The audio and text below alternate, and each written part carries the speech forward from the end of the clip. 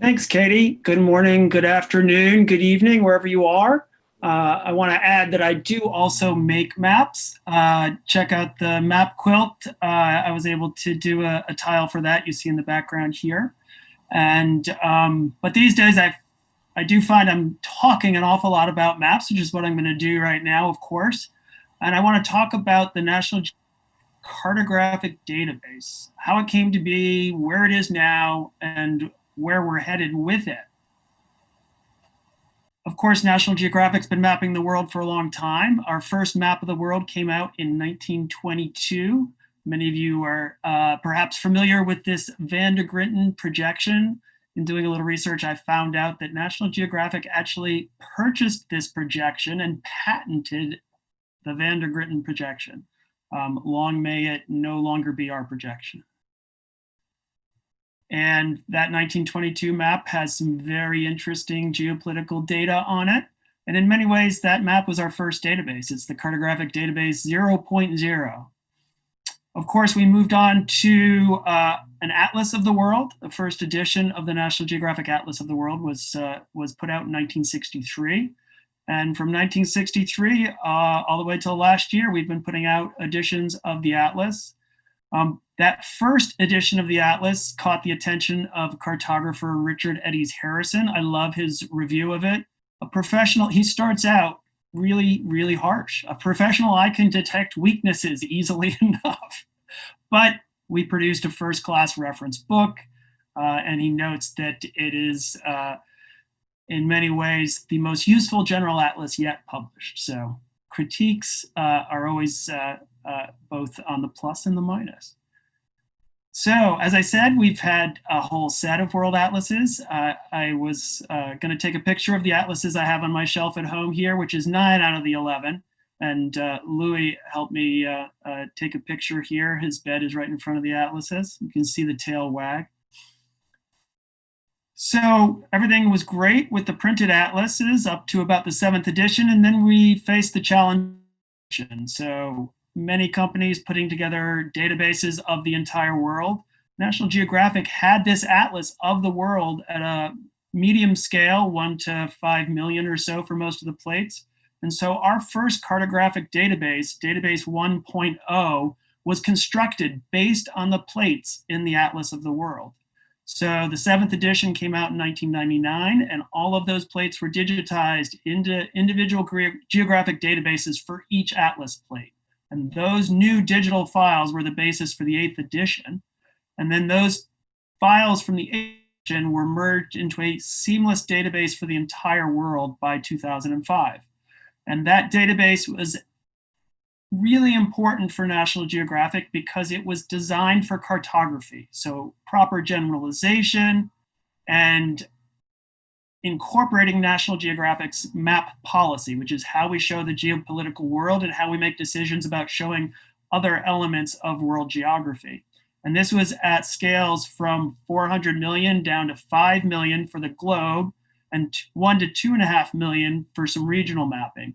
There was much rejoicing because these atlas plates and a lot of the other cartography could be based on a single worldwide cartographic database. So this is from the 8th edition atlas. But we have some problems. Because the first cartographic database was constructed from essentially a legacy of 40 years from 1963 of compilation from primarily paper map sources, there were a lot of issues with spatial accuracy, compilation consistency, and there were some database maintenance challenges as well. So cities and coastlines were not always where they should be. Some of the line work was oversimplified compared to other areas. And when you compile a data set from the different atlas plates at slightly different scales and different levels of compilation, you end up with a quote unquote seamless atlas that has some issues. So we had to face all of these problems in our first cartographic database.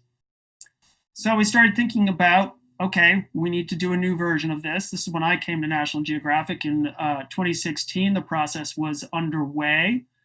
It needed to be based on the best modern digital vector and raster data so that it would not have the alignment issues. Compile from the best open source data as well as original database development. And we needed a much larger scale to support much more of our cartographic work, both on the media side of the company, media side of the organization, and the nonprofit side. And of course, we have the really important need for all of our information to be compliant with our map policy, how we display the geopolitical world. And we did want to try and incorporate as much from the first cartographic database as possible, but as you can imagine, we were essentially starting new with a lot of the data. And I like to talk about, the way we planned for this was really thinking about what's the skeleton of a world map database for cartographic purposes. What are the most important, essentially, feature layers, feature classes or layers of this database? And coastlines, boundaries, nationals, subnational boundaries, drainage, the lakes, rivers and lakes, and then populated places. Those were the most important things for us to have compiled for our cartographic database for making maps, for maintaining map policy, and doing all the things that we needed to do. So of course, we wanted to see what's out there already. There are cartographic databases out there, specifically for cartography, like Natural Earth. Of course, it only goes down to about 1 to 10 million, so it wasn't good for medium or larger scale mapping. OpenStreetMap is, of course, available. It's got its own challenges. GATM is a administrative boundaries and polygons database. It's not allowed for commercial use. It doesn't source where its information is coming from, so it's got some issues. Who's on First was developed by MapSen, a hugely important data set and useful for anybody who's constructing a worldwide data set. And then there's proprietary data sets we were looking at. So what did we end up using? So for coastlines, there's some amazing work done by NASA and USGS on putting together global coastlines derived from primarily Landsat imagery. And then we did, for some of the areas that weren't covered by Landsat or not well, some of the polar areas, we did some of our own work with the help of a bunch of cartographers, including many NACIS members. For boundaries, the Department of State, LSIB, Large Scale International Boundaries Dataset, is really great. National governments, we could go to places where they had a CC BY or open data license and use data sets from national governments around the world. And then again, we did a lot of compilation on our own. Drainage was particularly challenging. There is a global data set of rivers and lakes put together by WWF, hydro basins. Wasn't satisfactory for us because we were going down to a much larger scale, 1 to 100,000, 1 to 200,000 scale. So we ended up purchasing a proprietary data set from Garmin. And then lastly, populated places was a combination of our previous work for the Cartographic Database 1.0 combined with things like the NGA GeoNames International Data Set of Populated Places. So creating this, a lot of research and compilation, processing into a global topologically consistent database with all the different layers. And then we didn't want to have to maintain layers which were not as critical for a lot of the work we do, or where others had done really good work. So OpenStreetMap is our source for streets. We're pulling some atlas, some database layers from Esri's Living Atlas and from others. So one of the most important things for us is that we would have a single database at scales from 1 to 200,000 to 1 to 400 million to rule all the mapping that we do, and one place to maintain our brand and our map policy. So using this database, tiled base maps, both vector and raster, and base data for custom medium and large scale, that should say large scale, not scale, custom mapping for our editorial group that works on the website and the magazine. On the nonprofit side, we're maintaining the brand design and policy. And of course, we're using vector-based maps.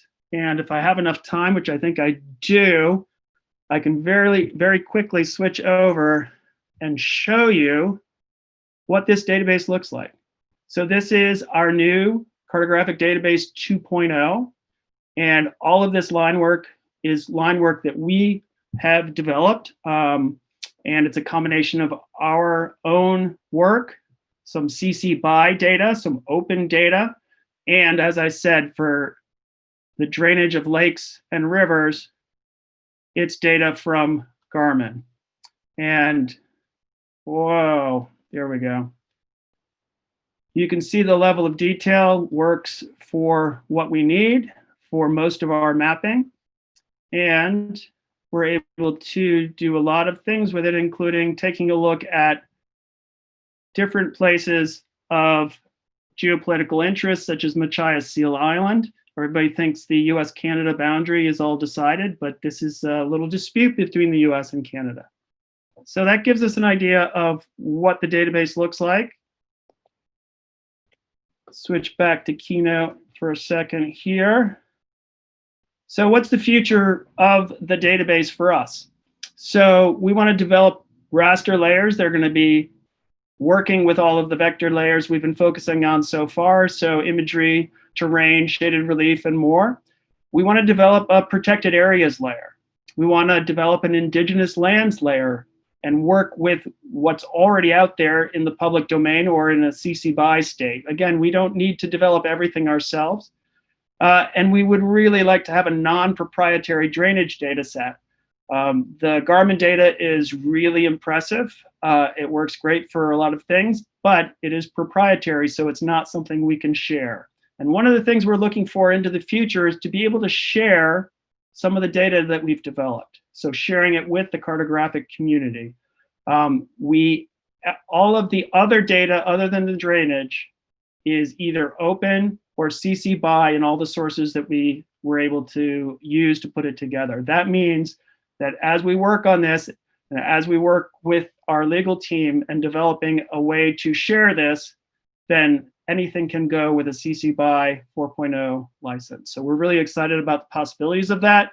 Don't spread it too widely yet. We still are working out the details, but I'm excited that we're going to be able to share some of this data going into the future. So I'd like to credit my colleagues on this project, Ted Sickley, Martin Gamache, Sam Guilford, and Michael Fry. We've put a lot of work in already, and it's exciting for us. And that takes me to 12 minutes, and I have some time for questions, I hope. Katie? Yes, great job, Alex. And I think I speak on behalf of every cartographer that we cannot wait to get our hands on some of this data. I have a few questions for you. Let's get started. Ariel asks, what software or format did you use for your database setup? So we are working in ArcGIS.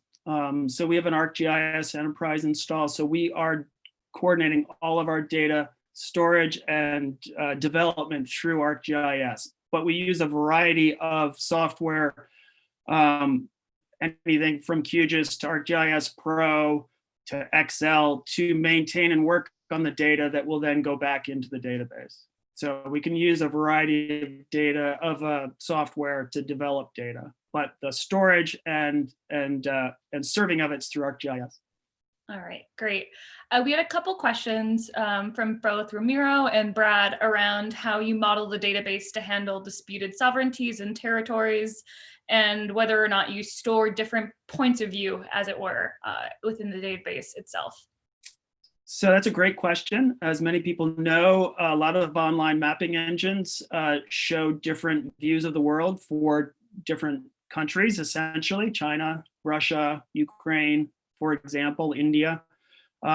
We try to compile into our database all of those points of view, but one of the unique things about National Geographic's map policy is that we have a single way of displaying all of those disputes. We follow a de facto map policy, so it's a facts on the ground who has permanent control, quote unquote, permanent control of different areas. And we show the disputes where they are mappable and long-standing and follow certain criteria, but we do have a single way of showing the world, which can be useful for people that want to be able to say, okay, I'm just going to show one map of the world. This is a reference point for me. So that's one thing that we do provide. But of course, we want to keep track of all the different boundaries that are claimed or disputed in our database. Wonderful. Well, let's all give a warm digital round of applause to Alex, and thank you for talking. That was a great talk. Thanks, Katie.